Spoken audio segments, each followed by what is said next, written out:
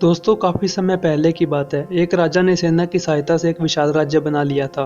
उसी राजा का एक पुत्र था जिसे सभी युवराज कहते थे।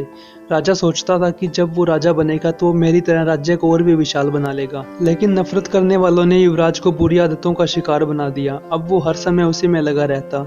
जब राजा को ये पता लगा तो वो बहुत दुखी हुआ। राजा ने युवराज की आदतों को दूर करने की बहुत कोशिश की पर वो सफल नहीं हो पाया। फिर राजा ने पूरे राज्य में घोषणा करवा दी कि जो युवराज की इन बुरी आदतों को दूर करेगा वो उन्हें मुंह मांगा इनाम देगा। सभी लोगों ने तरह तरह के प्रयास किए पर युवराज पर इनका कोई असर नहीं हुआ। ये सब देख राजा और भी दुखी हो गया। फिर किसी ने कहा कि यहाँ से थोड़ी दूर आश्रम में एक महात्मा रहते हैं, हो सकता है उनके पास कोई उपाय हो। फिर राजा महात्मा के पास गया और उन्हें सारी बात समझाई तो महात्मा ने कहा कि वो युवराज को कल उनके पास लेकर आए। अगले दिन जब राजा युवराज को लेकर वहाँ पहुंचा तो महात्मा ने वहाँ दो सड़कें बनवा रखी थी। उस पर महात्मा ने एक पर फूल तो दूसरी पर पत्थर बिछा रखे थे। ये सब देख युवराज ने पूछा, ये तुम क्या कर रहे हो और मुझे यहाँ क्यों बुलाया है? फिर उस महात्मा ने कहा कि मैं तुम्हारी परेशानियों का हल कर रहा हूँ, तुम्हें इन परेशानियों का सामना करते हुए आगे बढ़ते जाना है। युवराज को अभी भी कुछ समझ में नहीं आया। उसने फिर से महात्मा से पूछा, कहाँ है परेशानियाँ, कौन सी परेशानियों का सामना करना है मुझे? तो उस महात्मा ने पत्थरों से भरी सड़क की ओर इशारा किया और कहा, ये है तुम्हारे लिए परेशानियाँ, अब तुम्हें जूते पहनकर इस पत्थरों से भरी सड़क को पार करना है। ये सब देख युवराज हंसने लगा और बोला, इसमें कौन सी बड़ी बात है, ये तो मैं भी कर देता हूँ। युवराज जूते पहनकर पत्थरों से भरी सड़क पर लड़खड़ाते हुए चलने लगा और देखते ही देखते कुछ ही देर में उसने सड़क को पार कर दिया।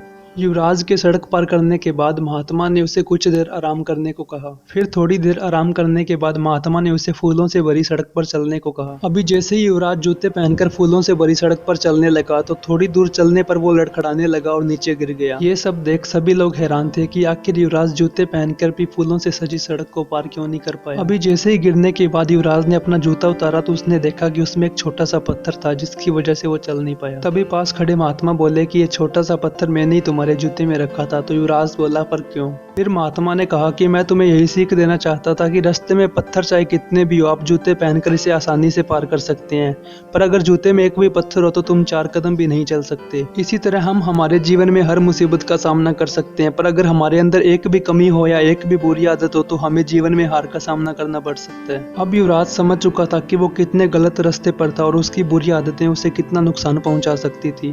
फिर उसने ये डिसीजन लिया कि अब वो बुरी आदतों को छोड़ देगा और अपने पिता की तरह एक विशाल राज्य बनाएगा। दोस्तों इस कहानी से हमें यही शिक्षा मिलती है कि हमारी लाइफ में चाहे कितनी भी परेशानियां हो, अगर हम अंदर से मजबूत है तो हमारी परेशानी का सामना आसानी से कर सकते हैं। और दूसरी तरफ अगर हम अंदर से कमजोर है या हमारे अंदर एक भी बुरी आदत आ गई तो हम 4 कदम भी नहीं चल पाएंगे। दोस्तों अगर आपको हमारी आज की वीडियो अच्छी लगी हो तो इस वीडियो को लाइक करना ना भूलें और ऐसी अच्छी वीडियो देखने के लिए आज ही हमारे चैनल को सब्सक्राइब करें।